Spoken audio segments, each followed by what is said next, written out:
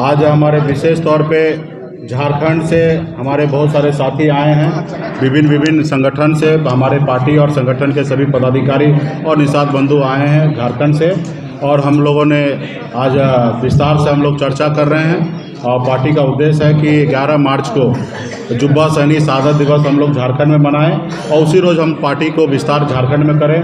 आप सभी को पता है कि बिहार से हम लोग उत्तर प्रदेश में पार्टी लॉन्च करके आज उत्तर प्रदेश में चुनाव लड़ रहे हैं। 165 सीट से अधिक चुनाव वहाँ पे लड़ रहे हैं और मुझे पूरा भरोसा है कि उत्तर प्रदेश में भी हमारी पार्टी बहुत अच्छी स्थिति में आएंगे। और उसी तरीके से झारखंड में भी में तैयारी करेंगे 2024 का।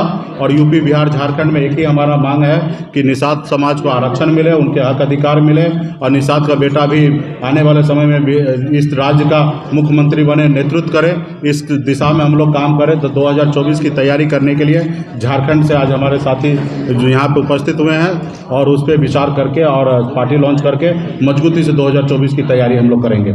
यही बधाई है जेडीयू और बीजेपी को कि वो लोग आपस में बंटवारा करके और सीट पे चुनाव लड़ने का निर्णय ले लिया है।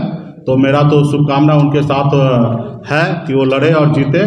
और वीआईपी पार्टी भी मजबूती से 24 विधान परिषद का सीट जो है वहाँ पे मजबूती से अपने दम पर अकेले चुनाव लड़ेंगे। इसके लिए हम लोग बहुत जल्दी घोषणा करेंगे कैंडिडेट का। तो इसके लिए तैयारी हम लोग करेंगे। हम एक मल्ला निषाद का बेटा है, संघर्ष करना सीखे हैं और संघर्ष करते करते इस जगह तक पहुँचे हैं। और लोग हमें इग्नोर करते हैं। लोग को लगता है कि निषाद का वोट उनका जागीर है कि वो हमें रखे या हिस्सेदारी दे या ना दे, वो उसका वोट उनको मिल जाएगा। तो खैर वो गलतफहमी का शिकार हो चुके हैं और वो लोग अपना करें। मुझे लगता है कि वो बड़ी पार्टी है। गठबंधन तो तब होता जब वो अपने आप को कमज़ोर समझते हैं। 2020 में कमज़ोर समझ रहे थे तो बुला के गठबंधन किए। हम इन्विटेशन तो देने के लिए गए नहीं थे कि हम आपके साथ आना चाहते हैं, हम तो अकेले लड़ना चाह रहे थे। लेकिन उनको एहसास हुआ कि मैं कमज़ोर हूँ तो साथ लिए। आज उनको लगता है कि हम अकेले लड़के जीत सकते हैं, तो उनको शुभकामना है कि लड़े जीते। हम तो कल भी संघर्ष करने वाले व्यक्ति थे, आज भी संघर्ष कर रहे हैं। हम लड़ाई लड़ेंगे और हम तो राजा हरिश्चंद्र के जैसे कल भी ईमानदार थे, आज भी ईमानदार हैं और आगे भी रहना चाहेंगे। इससे पहले भी कितने लोग क्या नहीं ऑफर किया कि हमारे साथ आइए, डिप्टी सीएम बनिए, सबको मंत्री बनाए। लेकिन हम अपना एक मल्ला का बेटा, जुबान का पक्का और ईमानदारी के साथ माननीय मुख्यमंत्री श्री नीतीश कुमार जी के नेतृत्व में बिहार में हम सरकार चला रहे थे, आज भी चला रहे हैं और आगे का मुझे कोशिश करता हूं कि चलाएं। लेकिन लोग इसी तरीके से बेइज्जत करते रहेगा। तो मुझे लगता है कि हमें अपना भी एक दुनिया बनाने की आवश्यकता है। सरकार के साथ हैं, मुख्यमंत्री नीतीश कुमार जी के साथ है, हमारी सरकार चल रही है। हम एक हिसाब से मान लीजिए कि गठबंधन से हमको और मांझी जी को निकाल दिए, बेगर पूछे, बेगर बात हुए उन्होंने निर्णय ले लिया। प्रेस कॉन्फ्रेंस में कहा कि हम अपने सहयोगी दल को भरोसे में लेंगे। तो आप सबको पता है कि भरोसे में कब लिया जाता है, जब काम करने से पहले भरोसे में लिया जाता है। काम करने के बाद भरोसे में नहीं लिया जाता है। काम करने के बाद भरोसे में वो आदमी लेता है जो हम कहानी में सुनते हैं कि हिटलर हुआ करता था, जो पहले सोच लेता, जो मर्जी होता था वो कर देता था। तो मुझे लगता है कि यहाँ पे अभी कोई हिटलर नहीं है और कोई हिटलर को सुनने वाला नहीं है।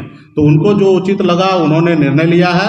हम अपनी निर्णय निश्चित तौर पर लड़ाई लड़ेंगे, मुख्यमंत्री नीतीश कुमार जी के साथ हैं। तो हम 2024 का भी अपने दम पर तैयारी कर रहे हैं। हम 2024 में क्या राजनीति करेंगे, किसके साथ रहेंगे, ये मुझे आज नहीं पता है, क्योंकि उन्होंने तो निकाल दिया है। वो रखेंगे नहीं रखेंगे वो उनके ऊपर है। अभी हमें 2024 में सोचना कि हमें क्या करना है। तो हम अपनी तैयारी कर रहे हैं और हमारी पार्टी का एक ही मांग है, एक ही लड़ाई है कि निषाद समाज को अधिकार मिले, उनको आरक्षण मिले। यूपी, बिहार, झारखंड को आरक्षण मिले। जब बंगाल में, दिल्ली में आरक्षण है तो बिहार, झारखंड, उत्तर प्रदेश में क्यों नहीं है? उसके लिए लड़ाई लड़ रहे हैं। आज इसके लिए उत्तर प्रदेश में चुनाव लड़ रहे हैं। आज आपके साथ जेडीयू भी उत्तर प्रदेश में अकेले चुनाव लड़ रहा है, वीआईपी पार्टी लड़ रहा है चुनाव। तो आपको किस बात का समस्या है? और आप क्यों चाहेंगे, कोशिश करेंगे कि मुकेश सहनी आपके पीछे पीछे चले? अगर मैं आपके पीछे पीछे चलता हूं तो आप, देश में सरकार है आपका, देश में प्रधानमंत्री आप हैं, आप हमारा निषाद आरक्षण लागू कर दीजिए। जैसे आपने 72 घंटा में सामान्य वर्ग के लोगों को आरक्षण लागू कर दिया, तो क्या निषाद का बेटा आपको गरीब नजर नहीं आता? जो 1 लाख 2 लाख रुपए सालाना कमाने वाला व्यक्ति आपको गरीब नजर नहीं आ रहा? आपने सामान्य वर्ग में 8 लाख कमाने वाले को अपने गरीब मानकर उसको आरक्षण दिया। मैं ये नहीं कभी किसी का विरोध करता हूँ कि क्यों आरक्षण दिया, आपने जो दिया वो दिया। आपको लगता है कि गरीब है तो आपने दिया। ये देश के और राज्य के खजाना पे सबसे पहला अधिकार गरीब का होना चाहिए, और आप जो किया मुझे लगता है कि आपने सही किया। लेकिन निषाद मछुआरा का बेटा भी तो देश में गरीब है, उनके लिए भी हक अधिकार के लिए उसके भी आरक्षण को व्यवस्था आप ही को करना है। तो मैं तो आज तक आपने बंद कमरा में 2014 में 2019 में आपने हमेशा कहा कि निषाद को आरक्षण करेंगे, लेकिन इतना साल बीतने के बाद भी आरक्षण नहीं कर रहे।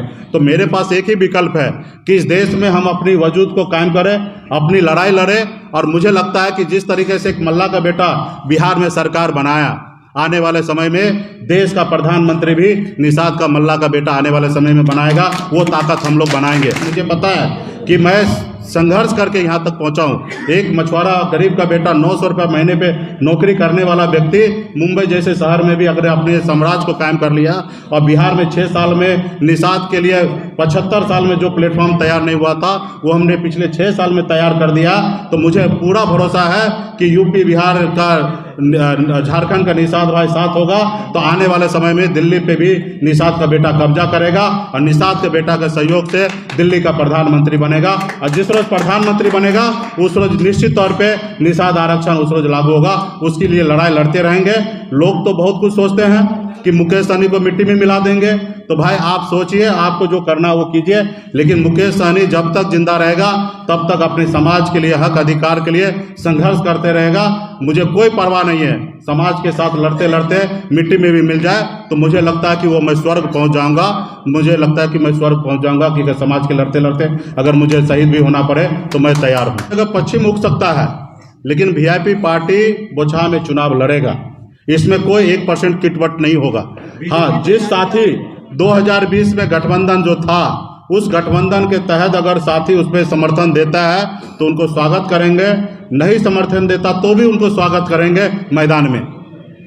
यहाँ पे जो युवा से जो वादा किया गया कि 19 लाख युवा को रोजगार देना, तो मेरा फर्स्ट प्रायोरिटी होगा कि हमारे सरकार का जो मुखिया है श्री नीतीश कुमार जी, उन्होंने वादा किया कि 19 लाख युवा को रोजगार दे, तो मैं उनको सहयोगी के तौर पे साथ भी रहूं और 19 लाख युवा के रोजगार देने में उनको सहयोग करूं। और अगर कभी भूल जाए तो उसको याद भी दिलाऊं कि आप 19 लाख युवा को रोजगार देने का वादा किए, वो वादा पूरा कीजिए, क्योंकि मैं उसी लिए मैं आपके साथ हूँ। और वादा पूरा नहीं होगा तो फिर उसके बारे में फिर सोचा जाएगा। निषाद समाज ने 2025 में 40 बनाएंगे, हो सकता है तो 130 भी बना सकता है, और अपने दम पर निषाद के बेटा को मुख्यमंत्री बना सकता है। थोड़े ऐसा है कि बिहार में निषाद के बेटा में वो काबिलियत नहीं है कि बिहार में मुख्यमंत्री नहीं बन सकता। इस बिहार का तो इतिहास है कि जिसको कुछ नहीं पता वो भी मुख्यमंत्री बने हैं।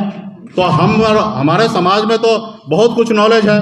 आज हम लोगों ने दुनिया जीतने वाले लोग हैं, तो हम लोग भी बिहार का नेतृत्व करेंगे।